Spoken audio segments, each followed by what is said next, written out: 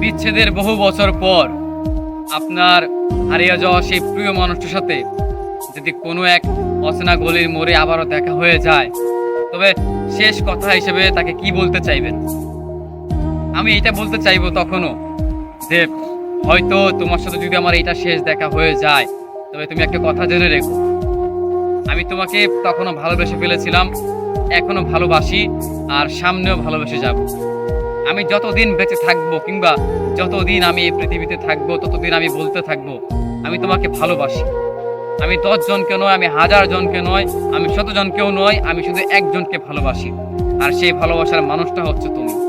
হয়তো আজকে ব্যস্ততার খাতিরে তুমি অন্য কারা হয়ে গেলে, বা হয়তো সময়ের অভাবে তোমার আমার আগের মতো কথা হয় না, বা তুমি হারিয়ে গেছো বহু দূরে, তাই হয়তো প্রতিনিয়ত তোমাকে বলতে পারি না তোমাকে ভীষণ ভালোবাসি, আমি ভীষণ করে চাই তোমাকে।